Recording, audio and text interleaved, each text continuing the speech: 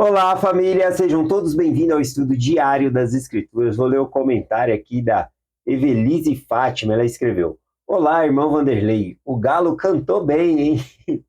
Até amanhã. O galo cantou bem. É a batida que eu dei na testa aqui, né? Fez um galo, mas já murchou já. Tá parecendo só uma pintinha natural aí. Deu até um charme a mais aí, tá bom? Gratidão pelo seu comentário. Eu gostei ainda mais que você colocou aqui no final até amanhã, que é um compromisso de que nós estaremos aqui amanhã estudando novamente as Escrituras. Vamos lá para o nosso estudo de hoje. A gente entra aqui agora em Éter, capítulo 3, do versículo 1 em diante aqui, vamos ver até onde a gente consegue chegar. No versículo 1, inclusive eu estava lendo ontem com vocês, falou sobre que o irmão de Jared, né, ele tinha que ter alguma ideia para que tivesse luz no barco. Não podia ser pela luz do fogo, nem abrindo janelas, que o Senhor proibiu. Então, o pensamento dele foi: eu vou pegar 16 pedrinhas e vou apresentar ao Senhor, para que ele faça brilhar na escuridão. E assim ele faz, ele sobe até um monte, né, até uma montanha muito alta, e lá de uma rocha ele funde, ele faz fogo, derrete aquela rocha, e aí daquela rocha ele prepara 16 pedras ali para que ela brilhe na escuridão. Mesmo depois de todo esse trabalho, porque não foi fácil fazer isso, tá bom? Depois de todo esse trabalho, as pedras não brilharam por si só, né? Que foi a mensagem que eu estava compartilhando ontem sobre o toque da mão do mestre, que nós vamos ver hoje, tá bom? Então vamos lá aqui no versículo 2, continuando aqui, ele pega essas 16 pedrinhas e vai apresentar ao Senhor. Vamos ler aqui do 2 ao 5. Diz assim, ele falando assim: Ó Senhor, tu disseste que seremos envolvidos pelas águas. E agora ouve, ó Senhor, não te ires contra teu servo por causa da fraqueza diante de ti. Aqui a gente vê, né, ele tá com essas pedrinhas para pedir para que o Senhor toque nelas e brilhe, mas ele chega aqui na maior humildade com o Senhor. Ele não chega como algumas pessoas a gente vê hoje em dia falando: Senhor, toca nessas pedras aí, tá determinado, tá amarrado, né? Não, ele vai com muita humildade pedir ao Senhor que toque naquelas pedras. Ele fala da fraqueza dele.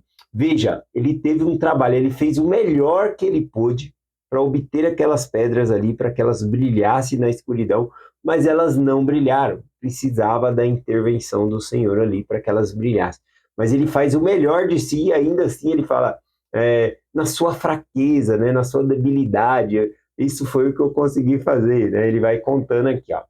E agora, ó Senhor, não te ires contra teu servo por causa de sua fraqueza diante de ti, pois sabemos que é santo e habita no céu, e que somos indignos diante de ti, por causa da queda. Então, aqui ele começa a fazer uma comparação entre Deus e nós. Deus mora no céu, nós na terra. Deus é santo, nós somos decaídos por conta da queda. Nossa natureza tornou-se má continuamente. Não obstante, ó Senhor, deste-nos o mandamento de invocar-te, porque de ti receberemos de acordo com nossos desejos. Olha só, né? Então ele fala que o Senhor ordenou que nós orássemos aí. Já parou para pensar que bênção é essa? A gente poder falar com o Senhor, conversar com o Senhor em oração, é uma bênção muito grande. Então o Senhor nos concedeu esse privilégio. E aqui ele está se fazendo uso desse privilégio porque o Senhor prometeu que ele concede de acordo com os desejos. Então aqui o desejo dele de que essas pedras vai brilhar, tá bom? Só que a gente vê aqui ele falando com muita cautela com o Senhor, com muito respeito aqui. Ó, versículo 3 em diante. Eis que, ó Senhor, tu castigaste-nos devido a nossas iniquidades, expulsaste-nos durante todos esses anos, e temos vagado, e temos estado no deserto. Não obstante, tem sido misericordioso para conosco.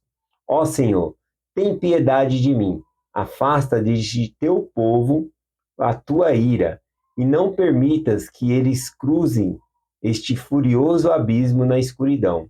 Mas olha essas coisas que fundi da rocha, e sei, ó Senhor, que tu tens todo o poder para fazer tudo quanto queiras para o benefício do homem.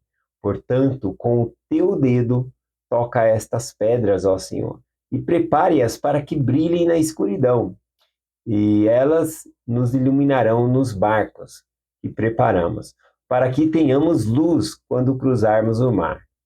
Eis que, ó Senhor, tu podes fazer isso, sabemos que és capaz de mostrar grande poder, o qual parece pequeno ao entendimento do homem. Bom, eu li muitos versículos aqui, tem muitas explicações. Bom, aqui a gente vê a maneira que ele fala com o Senhor, o tamanho da fé dele. Ele não demonstra dúvida alguma de que Deus ele tem poder para fazer aquelas pedras brilhar, tá bom?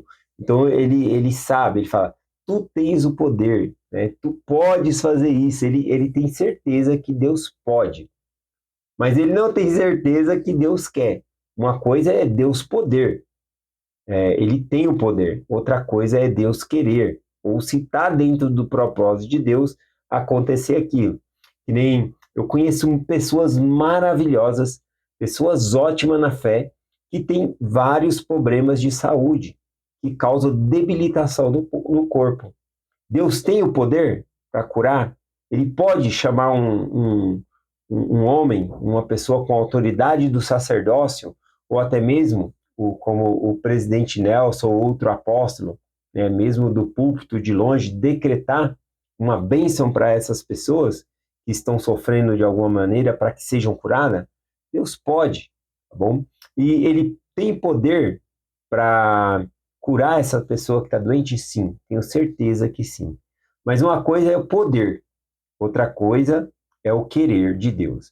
Então a gente tem que ter mais fé para aceitar o querer de Deus, a vontade de Deus, né? Que é assim que nós aprendemos, seja mesmo diante das bênçãos que nós queremos, desejar que seja feita a vontade de Deus e não a nossa. A nossa vontade é sempre ser curado, ficar melhor. Mas a gente tem que entender o propósito de Deus ou entender isso. Deus tem o poder. Agora, se ele vai fazer, aí é com ele. Ele que vai julgar, ele consegue ver lá na frente todas as coisas independente, tá bom? Então, Deus tem o poder. Agora, se ele vai fazer, é outra coisa. Então, a gente vê o irmão de Jared, ele demonstra essa total confiança, que Deus tem esse poder, que ele pode fazer isso, tá bom? Então, a gente vê aqui. O versículo 5, inclusive, o versículo 5 aqui, ele diz assim: Eis que, ó Senhor, tu podes fazer isso. Sabemos que é capaz de mostrar grande poder, o qual parece pequeno ao entendimento dos homens. Então, o Senhor tem capacidade, né, de mostrar grande poder a nós, o qual para nós é pequeno. Aqui, quando fala pequeno ao entendimento dos homens, está falando da nossa capacidade de raciocínio, tá bom? Ou seja, a gente não consegue entender como que Deus ele criou a terra, todas as coisas, como foi o processo, tá bom? A gente não consegue entender tudo isso, porque nosso pensamento é pequeno. Então, Deus pode fazer coisas grandiosas que para o homem pode ser pequena, não no sentido de que o milagre é pequeno, mas no sentido que nossa mente é tão pequena que a gente não consegue ver, né, esse grande milagre de Deus, tá bom? Não consegue entender. Então, eu trouxe aqui, ó, duas escrituras que nos ajudam a entender um pouquinho isso. Isaías 55, versículo 9, diz assim: Porque assim como os céus são mais altos do que a terra, assim são os meus caminhos mais altos do que os seus caminhos. E os meus pensamentos mais altos do que os vossos. Então, ou seja, o pensamento de Deus é muito mais elevado que o nosso. Ele entende todas as coisas, nós superficialmente entendemos, tá bom? Então é isso aqui que ele quer dizer quando disse o qual parece pequeno ao entendimento do homem, ou seja, a gente não é capaz de entender. Outra escritura é Abraão 3,19, que também fala dessa inteligências, né?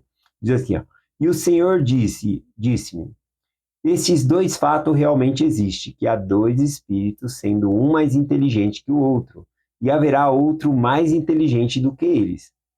Eu sou o Senhor Deus, o mais inteligente de todos eles. Então o Senhor é mais inteligente que todos, tá bom? Mas realmente existe esse fato de um ser mais inteligente que o outro. E comparado ao Senhor aqui, né, não tem nem como comparar. O caminho do Senhor, os pensamentos do Senhor é muito mais elevado do que o nosso. Por isso que nós não conseguimos entender certas coisas. Vamos continuando aqui, versículo 6. Eu vou indo até dar 20 minutos aqui. Quando der 20 minutos, a gente para e continua amanhã. E aconteceu que após o irmão de Jared ter dito essas palavras, eu fico imaginando o Senhor, né, do outro lado. Não que o irmão de Jared esteja encurralando o Senhor, né? Mas veja do ponto de vista, assim, do Senhor, né? Imaginar por um ponto, né? A pessoa lá falando, o irmão de Jared falando, eu sei que você pode fazer isso, eu sei que você tem o poder para fazer isso, né? Aí fico pensando assim, ó, nossa, ele sabe que eu posso, ele tem a fé suficiente, eu vou fazer. Então, não que esteja encurralando a Deus, mas Deus ele sabe que a fé dele ali, do irmão de Jared, é um nível muito alto, tá bom? E aí ele vai tocar as pedrinhas ali, é o que nós vamos ler aqui, versículo 6. E aconteceu que após ter o irmão de Jared dito essas palavras, eis que o Senhor estendeu a mão e tocou as pedras, uma a uma, com o dedo. E o véu foi tirado dos olhos do irmão de Jared, e ele viu o dedo do Senhor. E era como o dedo de um homem, a semelhança de carne e sangue. E o irmão de Jared caiu perante o Senhor, porque ficou tomado de medo. Então, quando o Senhor estendeu a mão ali, começou a tocar as pedrinhas, o véu, a fé do irmão de Jared era tão grande que rompeu o véu. Ele pôde ver o dedo do Senhor tocando ali nas pedras, né? Então, imagina ali 16 pedrinhas, e de repente uma pedrinha começa a brilhar, outra, e ele sabe que é o dedo de Deus, e a fé dele aumenta mais ao ver essas pedrinhas, né? Porque uma coisa é que Deus pode, mas agora ele está vendo Deus fazer. E ao ver Deus fazer, por meio da fé dele, ele consegue romper esse véu, né, que nos separa entre Deus e a gente, e ele consegue ver o dedo de Deus tocando ali. Quando ele vê isso, ele se assusta, né? Ele, não que ele se assusta, ele cai, né, temendo ali, né, de alguma maneira, ele se assusta. Ele vai compartilhar aqui, ó.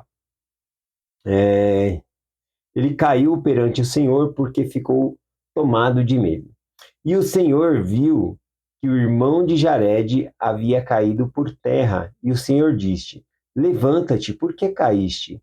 E disse-lhe ao Senhor: Vi o dedo do Senhor e temi que me ferisse, porque não sabia que o Senhor tinha carne e sangue. Bom, o próprio Senhor vai explicar isso aqui. O Cristo, né, é o próprio Senhor Jesus Cristo que está ali na frente dele, tocou as pedrinhas, ele não estava vendo, mas viu o dedo do Senhor, e aqui o irmão de Jared vendo, ele falou, eu não sabia que o Senhor tinha carne e sangue. Na verdade, ele não tinha, e ele vai explicar aqui, tá bom? Cristo, ele tinha um corpo, e espiritual. Não tinha nascido ainda, só recebe carne e sangue quando nasce, tá bom? Então era algo que ainda ele iria obter. Mas o que o irmão do Jared está falando aqui é que ele viu um dedo, que ele viu uma mão, um dedo ali, tá bom? Que é semelhante a uma mão de um homem aqui. Então ele continua aqui. E disse-lhe, aqui, versículo 9: E o Senhor disse: Em virtude de tua fé, viste que tomarei sobre mim carne e sangue. Então, ele está falando: olha, eu não tenho, mas eu vou tomar ainda, né? Mas a semelhança do corpo é o corpo espiritual aqui. Ele diz aqui: E nunca ninguém se chegou a mim com uma fé tão grande como tu, porque se assim fora, não poderia ter visto meu dedo. Viste mais que isso? E aí ele começa a falar aqui: Não, Senhor. Mostra-te a mim. Ele ficou com vontade de ver o Senhor ali. E o Senhor disse: Crê nas palavras que eu direi. E ele respondeu: Sim, Senhor. Eu sei que falas a verdade, porque és um Deus de verdade e não pode mentir. Versículo 13 em diante. E quando disse essas palavras, eis que o Senhor mostrou-se a ele e disse: Por saberes essas coisas, ficas redimido da queda. Portanto, és conduzido de volta à minha presença. Portanto, mostro-te a ti. Aqui a gente começa, né, a ver algumas coisas que, não sei se eu tenho liberdade para falar, quando nós vamos ao templo, tá bom? Nós também passamos por esse processo simbolicamente de entrar na presença de Deus, de ser redimido da queda. Dentro do templo, nós passamos como se fosse por uma escola, tá bom? E a gente aprendemos certas coisas ali, e tem uma representação que a gente vai passando, né, para o mundo celestial, tá bom? Então tem as representações lá, o mundo celestial, o mundo terrestrial e o mundo celestial. E a gente passa para o reino celestial a presença do Senhor. Isso é ser redimido da queda, como ele falou aqui, né? Voltar à presença de Deus e viver com ele para sempre, né? Então, ele vai falar algumas coisas aqui semelhantes, e quem já passou pelo templo vai entender melhor. Versículo 14. Eis que eu sou aquele que foi preparado desde a fundação do mundo para redimir meu povo. Eis que eu sou Jesus Cristo, eu sou o Pai e o Filho. E em mim toda a humanidade terá vida e tê-lo-á eternamente, sim. Aquele que crê em meu nome, eles tornar-se-ão meus filhos e minhas filhas. Tá bom? Está falando que por meio do convênio, de sermos batizados, fazer convênio com o Senhor, nós nos tornamos filhas e filhos de Cristo. Tá bom? Versículo 15: E nunca me mostrei ao homem que criei, porque nunca o homem creu em mim, como tu creste, vês que foste criado segundo minha própria imagem, sim. E todos os homens foram criados no princípio à minha própria imagem. Então, ali, quando o Senhor se mostra, ele mostra num corpo, um corpo espiritual. Então, ele acaba mostrando ali para o irmão de Jared, olha, eu criei todos os homens segundo nossa imagem, né? Segundo a imagem e semelhança de Deus, que é conforme nós vemos lá em Gênesis, tá bom? Aqui, quando ele fala que nunca se mostrou a homem algum que criou, tá bom? Aqui a gente entende que Deus já apareceu antes, né? Já apareceu a Enoque, a, a Noé, a Adão, tá bom? Então Deus apareceu a esses, andava com esses. Então não é que Deus nunca foi visto, é que ele fala algo aqui da maneira que ele se mostrou ao irmão de Jared. Bom, aqui pode significar, por exemplo, né, que ele se manifestou ao irmão de Jared como o Filho de Deus, como Jesus Cristo. Tá bom? Então, é algo. Aos outros ele se manifestou como Jeová. E aqui ele se mostra como filho do Pai Celestial, tá bom? Que redime toda a humanidade. Então, quando fala aqui que ele nunca mostrou-se a homem algum criou, como ele se mostrou ao irmão de Jared, isso ele fez por conta da fé ali, do irmão de Jared, significa que ele se mostrou, tá bom? É uma das possibilidades, é que ele se mostrou como Jesus Cristo, tá bom? Outra coisa aqui significa também da iniciativa do irmão de Jared. A fé dele era tão grande, conforme nós vamos ver no texto aqui, que não foi impedido, não tinha como ele ser impedido de romper o véu e ver o Senhor. Então, aqui pode significar essa parte também, tá bom? De que sempre quando ele se mostrou a outros, foi iniciativa dele. Por exemplo, com Moisés, foi iniciativa do Senhor aparecer a Moisés. Aqui, a gente vê que foi o irmão de Jared que invocou o Senhor e pediu para que ele tocasse as pedrinhas, tá bom? Então, a gente vê a iniciativa de o irmão de Jared vendo ao Senhor, tá bom? Não foi Deus que tirou o véu, né? Foi a própria fé do irmão de Jared que rompeu. Então, ele se mostra a ele de uma maneira diferente.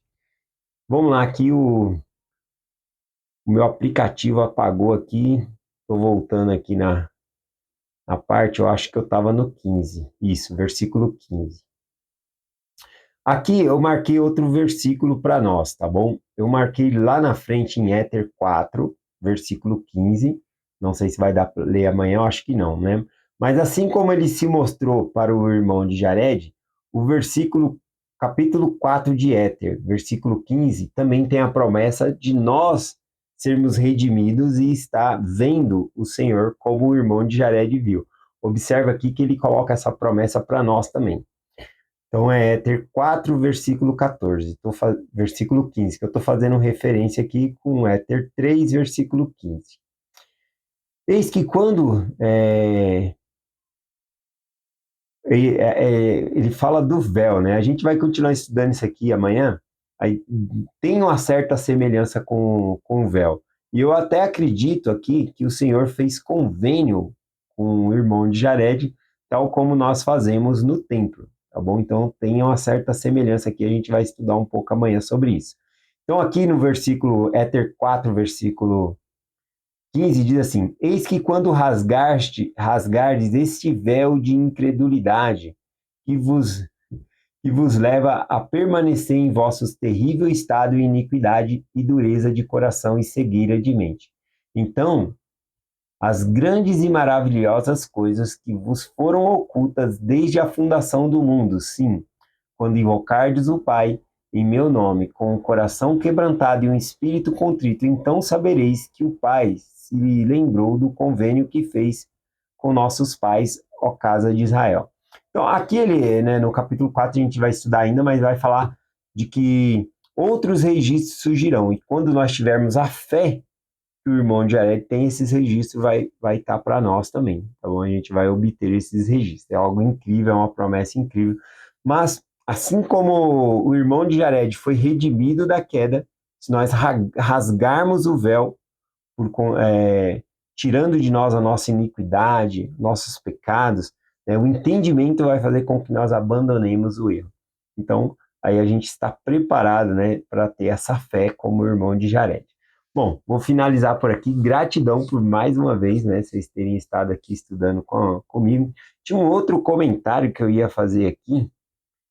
Esse aqui era da Fátima Belém, né? Ela me chama de filha aqui. Ela fala aqui, bom dia, amado Vanderlei. O profeta Nelson falou que Deus ama o nosso esforço, verdade.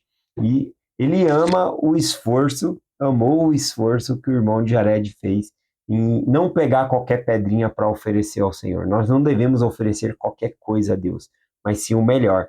E ele fez o melhor que ele pôde e apresentou ao Senhor. E ainda estava se achando indigno ali. E o Senhor toca aquelas pedras ali então. Então, o Senhor, Ele ama o esforço. Quando nós nos esforçamos, Ele abençoa a obra que nós estamos fazendo. É essa a mensagem que eu compartilho com vocês. Gratidão, Fátima Belém, pela mensagem também. E eu termino com essa mensagem em nome de Jesus Cristo. Amém. Até amanhã.